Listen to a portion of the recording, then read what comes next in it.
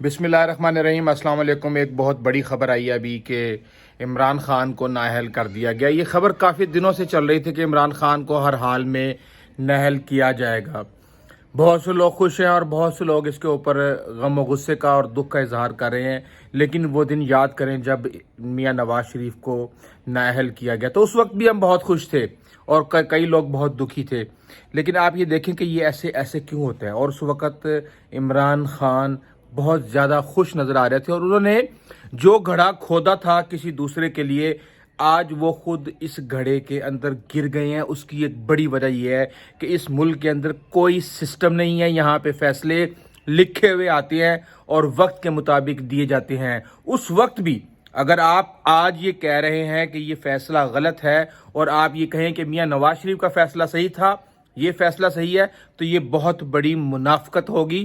اس چیز کو سمجھیں کہ جب تک اس ملک کا سسٹم صحیح نہیں ہوگا اس وقت تک اس ملک کے اندر کچھ بھی صحیح نہیں ہو سکتا۔ اور اب اس وقت بڑے سوال، میں یہ سمجھتا ہوں کہ سیاست کا دھارا بالکل مکمل طور پہ اس وقت بدل چکا ہے۔ اس کی ایک سب سے بڑی وجہ یہ ہے کہ عمران خان کا مطالبہ تھا کہ فوری طور پہ الیکشن کروائیں، تو آج جب وہ خود اسمبلی سے نااہل ہو گئے ہیں اور وہ الیکشن کمیشن کے متفقہ فیصلے کے اوپر میں جو ان کا پینل تھا، تو آج کیا وہ دوبارہ یہ بات کہیں گے کہ فوری طور پہ 3 مہینے کے اندر الیکشن کروائیں اور اس کے بعد جو ہے نیا آرمی چیف چنیں؟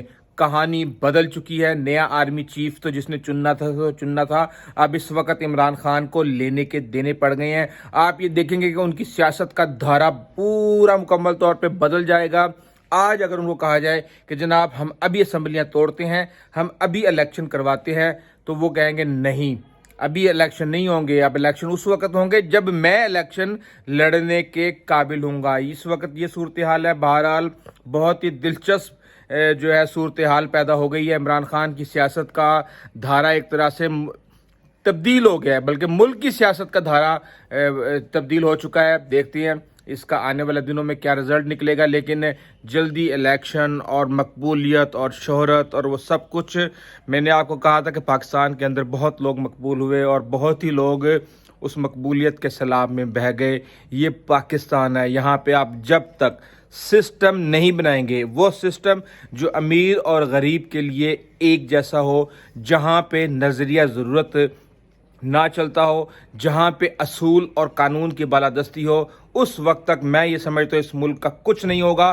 کچھ طاقتور لوگ جو مافیا کا شکار ہیں اور مافیا کا حصہ ہیں، وہ اس سسٹم کو، اس ملک کو کنٹرول کرتے رہیں گے۔ بہرحال بہت سے لوگوں کے لیے اس وقت یہ بہت ہی افسوسناک خبر ہے اور بہت سے لوگ اب اس وقت مٹھائیاں بانٹ رہے ہوں گے، لیکن اس ملک کے اندر مٹھائیاں بانٹنا بھی ہمیشہ الٹا پڑ جاتی ہیں۔ دیکھتے ہیں آنے والے دنوں میں اس کے اوپر کیا ہوتا ہے۔ بہت ہی جلد ایک نئے ویلاگ کے ساتھ پیش ہوں گے۔